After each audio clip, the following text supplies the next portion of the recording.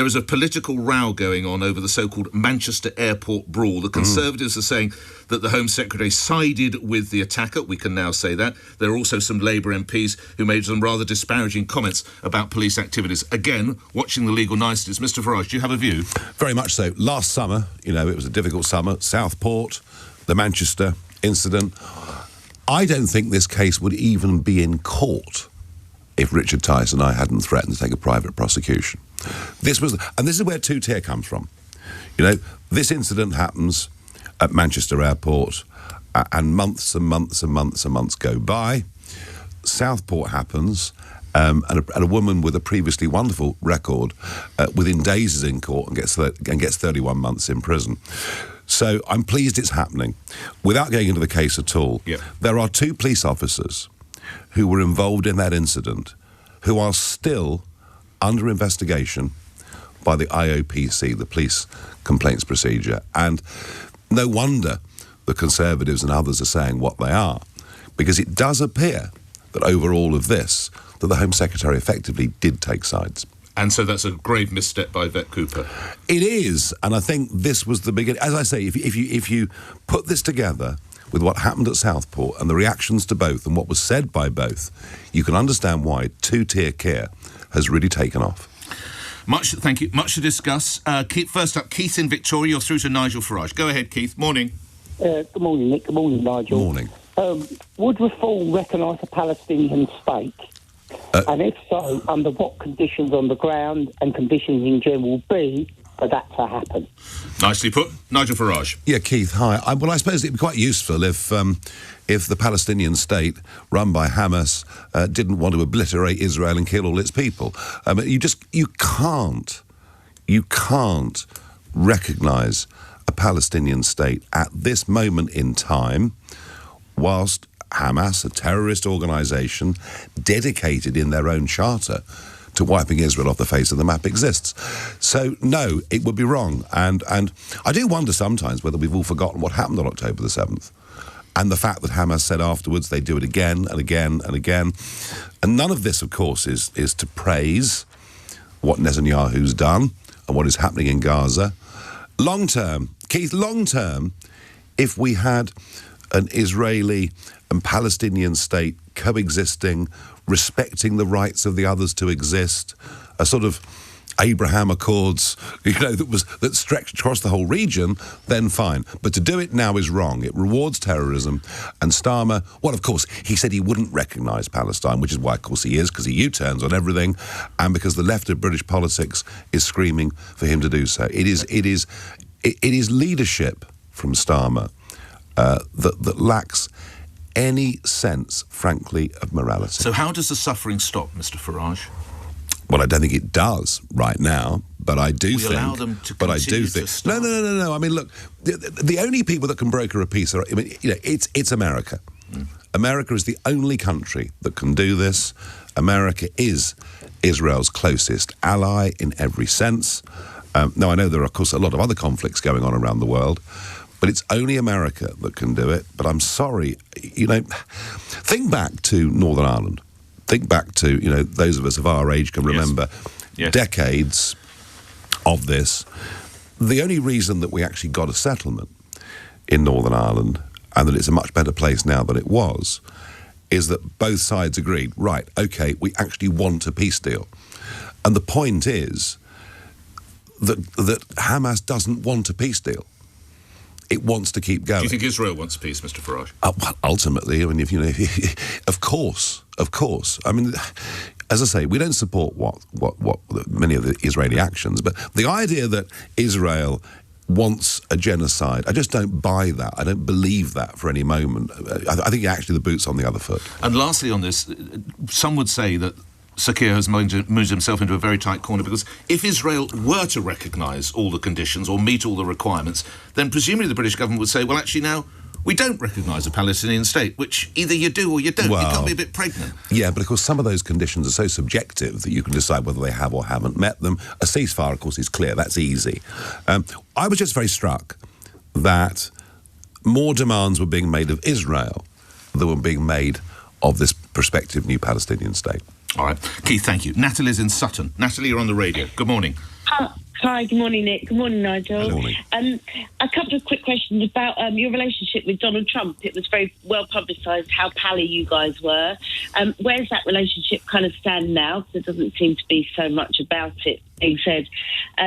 Also, I was just wondering, with if you had any advice, or would you handle anything differently in your relationship with Trump? If you had any advice for Keir Starmer as to how he would kind of be dealing with him?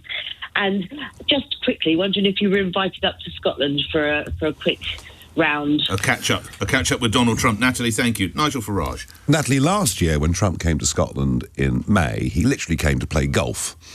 And I went up and met him and Eric, and I stayed over. I think I stayed in a Tom Watson suite, and he stayed in a Jack Nicklaus suite, and we had a great time. But that was different. That was a social visit. This time he was coming. Really what he was doing was getting the politics out of the way before the state visit in September, so that the state visit is a state visit without too much politics. Quite clever, actually, the way that he did it. And given that the Prime Minister is in negotiations with America on trade deals and much else, I don't think me bowling up at that moment would diplomatically, frankly, have worked. So it's as simple as that. You would diplomatically stay away. Of course. Nigel Farage can do diplomacy. It's impossible, though, isn't it? You know, he is in negotiations with Starmer. If I appear to be anywhere near the place, and those trade negotiations don't end up the way people want, it will all be my fault. Did he contact you and say, sorry, I'm in the country, I can't say hi, Nigel? He didn't, but others did. The advice for Starmer: yeah, what you got to do, Keir, is you got to cut taxes, you got to drill for North Sea oil, you got to get tough on crime and stop the boats. I mean, it was almost like Trump was saying vote reform. I mean, it was quite funny. You reference the president's visit. Should he be afforded the same honour that was given to Emmanuel Macron to address? Well, I mean, you know, when Macron came a few weeks ago, it was like a conquering hero. Open-top carriage rides with the king through Windsor, addresses in the Palace of Westminster to selected members of the House of Commons and the House of Lords. And with this, they're going to chuck Trump down in Windsor for a couple of days with the king. I mean, it's the contrast between the two is quite extraordinary. Is it more two-tier Keir? Well, I think it really is. I mean, and of course, you know, Starmer. I mean, did you see Starmer's face when he was sitting down with Trump? I mean, he just looked like he did not want to be there for one moment. He looked deeply uncomfortable. But he's very lucky. Starmer is actually very lucky in this regard, that whilst his heart is deep in the middle of Brussels and the European Union, he's a Prime Minister benefiting from the fact we've got Brexit Britain. You know, he's able to do a deal with India. Trump, of course, you know, is rewarding us, in a sense, by not putting penalties on us the way he is on the European Union. Yeah, absolutely. Yeah. Okay. And also, he's also lucky he's got an American president who emotionally is very close to the UK. The Vice President, J.D. Vance, is coming through the UK. Will you be catching up with him, Mr. Farage? We'll have to see. I take that as a yes. We'll have to see. You're going to the Cotswolds? We'll have to see. Will you go to Jeremy Clarkson's pub? Without a doubt. Just finally on President Trump, is Mayor Khan a horrible mayor, a nasty guy and a stupid guy? I don't tend to get as personal as that. I let others attack me personally. I don't tend to return the favour. All I would say is that knife crime in London is up 58% since 2021. Something is going horribly wrong on London streets, and this guy has overseen it all. You don't get personal. Herman Van Rompuy has all the charisma of a damp but that's teasing. The unelected old men who run the European Union. Fact. Is this fact? Right. Fact. Hang on. Calling someone a damp rag is a tease. Right. It's not personal. I mean, I wasn't comparing him to a paedophile the way that a cabinet minister... Okay, let's come to that. This is the Jimmy Savile. Natalie, thank you for your call. We're coming on to Peter Kyle and likening your stance to that of Jimmy Savile. Well, no, but calling me an enabler for people like Jimmy Savile was absolutely appalling. I also thought, Nick, it was incredibly badly judged in this sense that when Boris Johnson, 3 years ago, you know, accused Starmer and said, look, you know, you were the guy that could have prosecuted Jimmy Savile. You failed to do so. The levels of moral indignation that we got from Labour on this. How dare Johnson do this? And yet they use the Savile analogy with the papers are reporting that this was authorised by Number 10. I know. That line. Yes, I know. Which just do you believe that? I think they're losing the plot in every way, yes. I really do. And I think we're at a place where I think the PM in particular and others, they've become completely obsessed with me. But why would you not want online safety, Mr. Farage? Oh, I do want online safety. Because you're aware, in the last 3 years, 24% of 10 to 19-year-olds have taken their lives. 29% of those who have taken their lives. 43 young people have ended their lives because of influences they've had or images they've seen online. Why do you not want safety online? I couldn't agree more. And you're right. It is those suicide sites that this legislation was intended to stop. Absolutely. But here's the problem. Number one, this legislation doesn't stop that because there are things called VPNs, and it'll take you just pop your phone on, within 45 seconds. LBC did an investigation. It's seconds to do it. So that's the first problem. It doesn't actually deal with it, despite the best intentions. And if this legislation is designed to protect children, why under it are we setting up an elite police force to monitor what people say about illegal immigration and migrant hotels? Why already online are we seeing a speech from a member of Parliament being censored? And by the way, why is it 16 and 17-year-olds now cannot connect with some news content directly, but they're going to get the vote? So how would you seek to protect those vulnerable... This legislation, just start with this. This legislation is the biggest threat to free, open debate and speech we've ever seen from a government. You want safety online, don't you, Mr. Farage? Yes, of course. Which is more important, a child's life or someone being able to access an MP's speech? This isn't going to save any lives. Well, they would argue that it would. What do you mean they would? Peter Kyle says it's not perfect. It's not perfect, but it is a start, is when I challenged him. Most 13-year-olds are more tech-savvy than Peter Kyle. And the people that drew up this legislation didn't know what they were doing. We have to have a fresh look. I absolutely agree with you. I know that, Nadine Dorries was the cabinet minister, very engaged with this and trying to find the right solutions.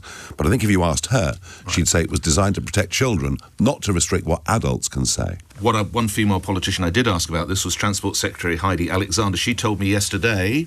So a logical conclusion of what he is saying at the moment is that he is happy for this type of content to be online, and for he wants to get rid of all of those offences that have been created in the Online Safety Act, because he said that he wants to get rid of the Online Safety Act, and that is a consequence of getting rid of the Online Safety Act. And the sort of content referenced Jimmy Savile, as you heard me say, that's quite a quantum leap. How would you respond to Heidi Alexander, Transport Secretary? They must be desperate. They literally must be desperate. I mean, why not? She could take me on the arguments. She could explain why having an elite police force unit checking what we say about asylum hotels is the right thing. She could tell me why it's right to censor online a speech given by a member of Parliament under parliamentary privilege. No, they don't want to debate. They don't want to debate. They want to try and debase. And which is the speech that's been censored in a way? Her name is Katie Lamb. She's a newish Conservative member of Parliament for Weald down in Kent, and one of her speeches, if you now look at it online, has been censored. And it's about what? It's about immigration. About immigration. Funny that, isn't it? We have a call coming in on this. George, you're in Cheshunt, and I think this touches you personally. Good morning, sir. Yes, it does indeed. And good morning. Good morning to you, Nick Ferrari, and hello, good sir. Morning to you, Mr. Nigel Farage. Yes. I'm going to try and keep my emotions tapped in for a second. And Mr. Farage, our son, Christopher, just 15 years old, he was murdered by predators to an attack propagated through social media 3 years ago. Had the Online Safety Act been in place, then platforms would have been forced to age verify, restrict harmful content, and add harsh matching to block grooming. Now, if repealed, you would leave countless more children vulnerable, as we were. Do you acknowledge that this law is not theoretical, but a matter of life and death for families like mine? Well, let me express my condolences before I hand you my deep condolences to you and the rest of your family. Nigel Farage? Yeah, no, awful. George, awful. If age verification of itself was able to prevent incidents and tragedies like this, I would, George, 100% support it. But the problem is it doesn't, because of the VPN route, which Nick and I mentioned a moment ago, and which LBC themselves have done an investigation into. So that is the problem. We have to find, there has to be a tech answer around this. I don't know what it is. Certainly the government doesn't know what it is, but there has to be a tech answer of some kind. And we need to try and find it. And George, my objection is that what you're describing here is exactly what the legislation that the Conservatives put in place was designed to do. But then they expanded it into a whole load of other areas. George, we do need to find a solution, but I'm sorry to say this is not it. I'll allow you one quick comeback line because of the gravity of your story, George. One I response. would like to add, if it's okay with you guys, that, you often frame the act as an affront to free speech, but there is no free speech to laymen when a child is exploited and killed. Can you explain why basic protection constitutes state censorship? I mean, a lot of people would say anything that would protect this man's young son is almost worth the price, worth paying the price. Nigel Farage. We're talking about two different things here. One, we're talking about how do we protect young people? How do we stop them accessing dangerous, violent content or worse? I'll tell you what, George, here's the real danger. That if you go through a VPN, you can then access content on what's called the dark web, which is even worse than what you can find online now. George, condolences to you. Thank you for sharing the story. I wish your family well. Let's go to some quick questions on the emails and the texts that are coming in. Rachel in Bexley, should the Bell Hotel in Epping be closed as the local authority wants? Well, you can close it, but another one will open up somewhere else. We haven't got the official figures for yesterday. I believe it's 870 young men came across the English Channel yesterday. That will be confirmed at some point within the next hour or two. So that's a lot more Bell Hotels needed somewhere else. And that's the point, isn't it? You know, you can object locally, you can move the hotel on. Frankly, none of these people, none of these young men coming into Britain via this route should be put in hotels. None of them should be free to roam the streets, and they all should be deported. Where should they be prior to deportation? I think we're going to have to... Look, you know, and again, we have to be slightly careful with the legal situation, but there have been people arrested on charges of terrorism recently who crossed the English Channel. Why was the spark at the Bell Hotel? Well, because of an alleged sexual assault of a 14-year-old girl by somebody in that hotel. And the British public have had enough. How concerned are you that they could be, and I've read that you support the mums and the dads and the grandparents that come out of anybody would, Mr. Yes. But there is a dangerous element out there, either an anarchic element, a right element, whatever. How nervous, how dangerous, how concerned are you that could... Well, there might be a right element, but Essex Police literally escorted masked Antifa supporters from Epping Station to the Bell Hotel and then put them in police vans and drove them back to the railway station. They actually caused the confrontation. More broadly, I think the real worry is this, that if people lose confidence in the police and lose respect for the police, then we have a problem. And, you know, I don't want to see disorder, but you can't discount it. Now, just to clarify, they didn't bust them, though, did they, as you said? They bust them back, yes, in case they were tired, I suppose. They did definitely, you categorically bust them back? Oh, yes. They did. You know that from... Oh, yes. You do. OK. Harry in Harpenden. Prison officers are going to be given a trial period to use tasers. Is this something you would support, and the more widespread use of tasers? Our prison officers, you couldn't pay me enough. Right now, you couldn't pay me enough to work as a prison officer. I know a couple of guys that work in Maidstone, in Kent. The deterioration of prisons, the threats and incidents of violence against prison officers is getting worse and worse and worse. And what's happening, Nick, is many of the older ones are retiring. They're going into private security or something else. They're being replaced by younger prison officers who were the best one in the world, don't probably quite know their way round in terms of how it works. So I don't think we have much choice but to give them tasers. But the danger, of course, is that the taser gets taken off the prison officer and used the other way. So there's no easy answer to this, but in principle, I do, and I also think, and you've run a campaign on this before, I honestly think that our police officers should carry tasers. Routinely. All of them. Yeah. David's in Manchester. You're on the radio. David, your question. Good morning, Nick. Good morning, Hello, Mr. Farage. Given your very close relationship to Donald Trump, and your frequent visits to the US over the past year, what's your view on Mr. Trump and his alleged links to the Epstein files, given the fact that you want to repeal an Online Safety Act?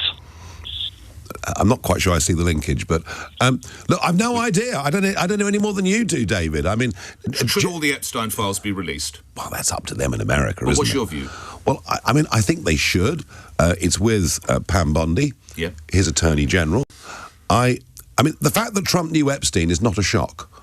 You know, Epstein was this huge New York figure for a very, very long time. Did you meet Mr. Epstein? No. No, I didn't. Had I been 10 years older, I would have done. Because they were the circles. What has Mr. Trump said to you about Epstein? Nothing. Absolutely nothing. We've never discussed it. And let's be clear, David, he did not go to the island. Another former American president was a frequent visitor. Why not just release all the files then, Mr. Farage? Well, listen, our government doesn't release all sorts of files. I suspect they will. And I think this is one area where... But he could end it overnight, couldn't he? It's one area where Donald has sort of put himself into conflict with much of his own base. So I think probably he'll have to. And what time period? I've no idea. Let's go to other calls. Layla, thank you, David. Layla's in up in Edmonton. Layla, you're on the radio. Hello. Hi. So I want to say that if you're raising the income tax threshold to 20 grand, that's going to cost 50 to 80 billion a year. And if you're raising the higher rate of income tax to 70k, that's going to cost 18 billion a year. And two-child benefit cap, that's going to cost 3.4 billion. Really? Winter fuel, that's going to cost 1.5 billion. But looking at the savings, cutting asylum hotels, that will save 4 billion. DEI, that will save 7 billion. OBR says net zero will save 20 billion. And also it creates jobs. And it's not good for us. I think, honestly, people are dying under a blizzard of figures, Layla. Can I move you to your question? I do want to hear your question, but... Yeah, but my question is that the numbers don't add up, because if we're talking about introducing the two-child benefit, winter fuel, reinstating that universally, and Layla, I'm really grateful. Just be aware. I know you've got the figures in front of you, but some people, they can't hold on to those figures. But what we're saying, Layla, thank you, is, look, your sums don't add up. Spending commitments apparently total £141 billion a year. Have you seen what's happened to our national finances since 2010? So it's quite comical to be told my sums don't add up. Do you know the Tories increased the national debt 2.5 times? We now have a Labour government where our borrowing requirement this year, every single month we get the figures, they're out. So, let us be clear. Just on one quick point. Go on. The two-child benefit. I was very clear that I thought British working people should be able to get that. And what I mean by that is, not people coming into the country from overseas, not those that are unemployed, but people who are working on low wages, where a couple both work. I think we should help them with tax credits. I agree with you. So let's be clear with that. And on the overall sums, let's just talk. Isn't it funny? We have massive arguments about $1.5 billion on winter fuel payments. Can we, can't we afford it? But isn't it funny? We're perfectly happy to pump another potentially 70 billion into HS2. Even the OBR, who are, effectively an instrument of government, really, even they admit that net zero is costing 30 billion a year. And, Nick, you can start going on and seeing massive cuts, massive savings that can be made. But, Mr. Farage, your website still says spending commitments £141 billion. Financed by savings, this would be 100 times larger than the winter fuel payment you've referenced twice. Did you 100? Did you see what the Bank of England have lost every year on quantitative easing? Taking me elsewhere. Surely that lacks credibility. No. Hang on. You've asked how we're going to pay for it. Okay, listen. It's 100 times the savings of the winter fuel. Listen. Yes. Listen. Yes. Scrap net zero. Scrap HS2. Stop the Bank of England paying interest on QE money. How's that for a start? Well, you scrap net zero, DEI, the coalition, George Osborne's austerity got £18 billion by the end of the Parliament, 2010, 2015. You're going 8 times that. No. George Osborne massively... No, Nick, we're not having a proper debate here. Well, George Osborne... Under George, on your website. Have a look at what you're looking at there. Even that. Have you seen what Osborne did to the national debt? It went up listen to me, it's gone up 1.8 trillion, not 140 billion, 1.8 trillion since Osborne became Chancellor. You could put your hand on your heart and say these figures do add up. Without a doubt. Let's see what happens. But it's all dependent. By the way, every single set of figures that any government puts in a budget or whatever is all dependent on one key component. And that is called growth, right? We have basically had no growth for many, many years. We con ourselves that gross domestic product, GDP, steadily goes up. It's flatlined now. But actually, all that's happened is mass migration has pushed up the size of our national economy. If you look at GDP per capita, we are getting poorer. So you have to turn the economy around for any numbers to add up. All right, let's get at least one more call in. Kel's in Harrow. Kel, you're on the radio. Morning, what's your question? Hello, Nick, my strange beloved friend, and Nigel. Let's go. With regard to crime, what are your thoughts on scrapping Notting Hill Carnival? The Notting Hill Carnival, cost of policing last year, £11.7 million. I don't need to remind you, Mr Farage, that we've had fatal stabbings there. We have stabbings, unfortunately, on a regular basis and assaults on police officers. Nigel Farage? Yeah, in the last couple of years, it's been pretty much a disgrace and appalling for the residents that live there. I wouldn't stop the Notting Hill Carnival. I'd put it in Hyde Park. We've got the wonderful facility of Hyde Park where we can have festivals, where we can have concerts, where we can actually have knife arches so that everyone going in could be checked that they haven't got a weapon. And they so can, like a concert? And they can have a celebration of Caribbean culture, and people will be a damn sight safer. Would it be ticketed? Well, it wouldn't have to be ticketed. I mean, I think what we're worried about here is how you police it. What we're worried about here, Nick, is whether people are carrying weapons. What we're worried about here are other members of the public getting caught up in this as they try and go about their lives. So I think it's very simple. The organisers say the essence is because of this, because I have put this to the organisers, the history dictates that it has to be in the area of Notting Hill, and senior police officers say, well, actually it's become so big it's virtually impossible because it's designed not to police. It's completely outgrown a concept. So it's a success story? In terms of the numbers that go, and a lot of people go and love it, and that's great. But too many people go and realise they can just run riot. And that's been happening. So, no, listen, we're very lucky in London to have something like Hyde Park. Let's use it. Would you ever go? If I was invited, I might. Staying with crime, in the last minute we've got together, your colleague Sarah Pochin says that she sometimes feels that female officers on patrol are vulnerable. Do you share that view? I guess that depends where they are and what they're doing. I mean, if you're a policewoman on their own... and you're 5'2", maybe you would feel vulnerable. I don't know. I mean, look, I just think... What is your line on female officers? I have no line on female officers. Are you happy to them to patrol together? What I've said very clearly is that I do want criminals to be slightly fearful of the police. Yeah. And to do that, I think we do need height standards. We do need strength standards. Interestingly, I mean, Colin Sutton, the famous detective who's joined our party this week. He said that female police officers were amongst his very best officers. But that's because they were investigating crimes, they were going out, meeting people, talking in communities. What Sarah's talking about is something slightly different, is people on the beat. So, frankly, it doesn't matter whether they're men or women, but I want criminals to slightly fear them. And has the bar been lowered, literally? Absolutely. I mean, the police have dropped many of the height restrictions, many of the fitness restrictions that used to be in place. Standards are much lower. And maybe that's because people feel they don't really want to join the police. I mean, if you go to Greater days. Manchester, Sir Stephen Watson, he insists that his police officers are shaven, that they're all tied. That's something. Absolutely. Yeah, you're talking my language. And he's got a high clear-up rate, by the way. Yeah, no, I do. Do you know, it's funny, isn't it? When you're part of a culture that takes pride in itself, that believes in itself, you can be more successful. And this is what Ben Stokes has done to the England cricket team.